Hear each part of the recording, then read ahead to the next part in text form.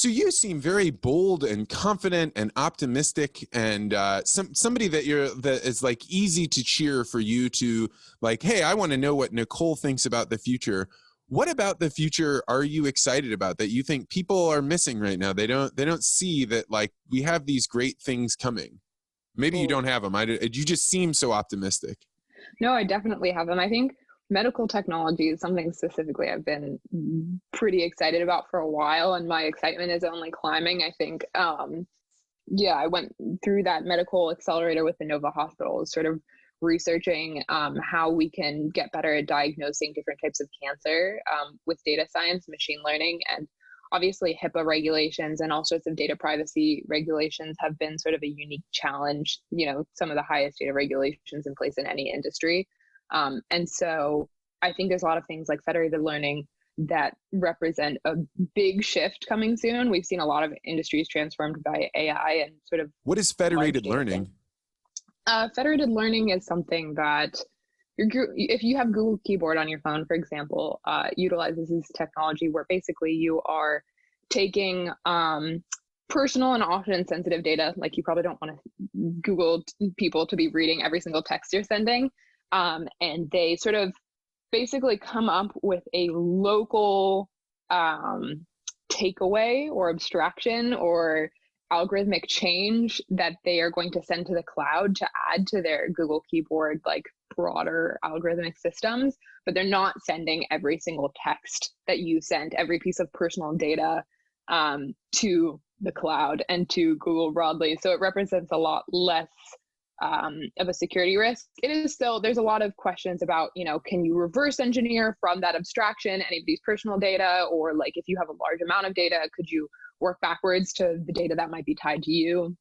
People are still researching that. But I think we're seeing more and more applications that are a good indicator that soon we'll see that sort of industry transformation in medicine. Really so this would include like if I have my Apple Watch and I'm going running and Apple then says, we want to take some of your fitness data and we don't want to know anything about you in particular, but we want to know about people that are your age that are exercising in this way. What is their resting heart rate? Because that can help us understand some other thing about medicine in some way.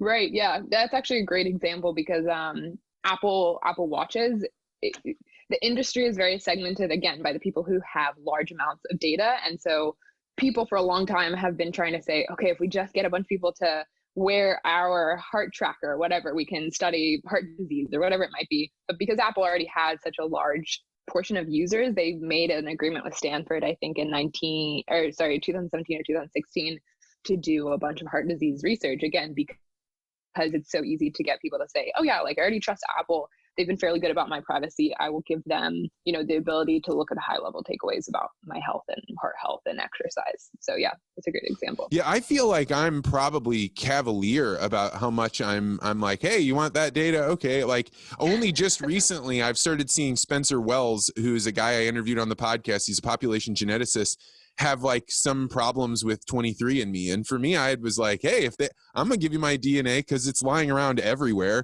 And I want to know what you can tell me about my congenital conditions or whatever those are. I've been, I would say, cavalier. Would you warn people against that? Or do you think, nah, it's for the most part, the federated learning is good? I was discussing this with a friend yesterday, actually. In my early teens, actually quite rebelled against my parents, who are both technology people and were both warning me about data privacy from very early on. They were like, if you have a Twitter and you're doing this, your data is going to these people, yada, yada. And I was like, oh, this is so ridiculous. I found this startup where I could sign up and attach all my social media and I would get paid for my data. And so I was making like $5 a month or something in 8th grade off my own data because I felt very rebelliously I needed to sort of push back.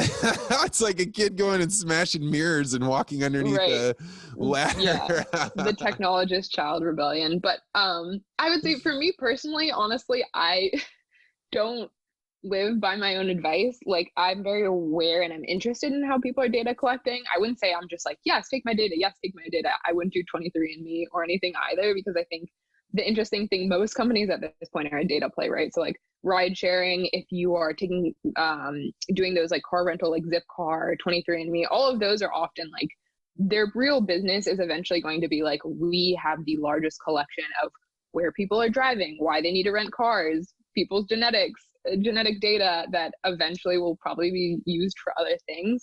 Those are the cases where it's most concerning to me, where, I mean, Google and Facebook is arguably the case too. It's hard. I personally say at this point, you can't, often those like last steps of saying, no, don't share my data are not going to do a whole lot unless you're totally off the grid. There's a good chance you're already giving that data to some people. So like, yes, I'm an advocate for making conscious decisions, but I think you have to be aware of the large data collecting ecosystem you're living in to begin with. In the ag world, this data collection is off the charts because the farmers have the ability to track basically every square foot of their farm. If they have the right equipment on their tractor, the way that they plant, what they spray, how they harvest, and you could potentially make a case that if you're the company that is puts a little USB puck into a tractor, there is the potential that as that farmer is harvesting their crops, the whoever is collecting that data can say, hey, we know that the bushels per acre in this area is going to be about this much, so we can start trading futures. And so whoever grabs that data and has it first, there's potential for it to be misused. And I think one of the biggest challenges is you have these farmers that they need that data in order to make smart decisions for the next year of planting, but they don't know, can I trust the people I'm giving this data to not use it against me? And then they have their kids going away to college and coming back and trying to explain, like, we could use all this technology, but they don't know, is the cost of using that data, giving up my data, worth that? And maybe it's worth it over 1 year or 2 years, but what happens over 5 years or 10 years? Right. That's A, so interesting. I'm going to go Google more about that after we're done. But B, that's a perfect example of, I think, sort of what I'm thinking about when people are like, should I just be super security focused? The trade-off is often that if all your competitors are using these data predictive services and data collection services, it's not just a choice of like, am I okay with these people having my data? It's a choice of am I suddenly like okay with making this business decisions a lot harder because I don't have the leg up that everybody around me has decided they're okay with. And so I don't know, there's a lot of small steps you can take, but again, it's like another burden on your back, which is like, if a company is not clear about what they're using that data for, or like talk to your friends about that. If you have, again, if you're like an ag person, you probably have a lot of friends who are thinking about the same thing, get them together, write letters, call the people who are working as data officers at these companies and sort of like push for more transparency so you can tell whether that's the case, or you can begin to work on like that being more transparent. But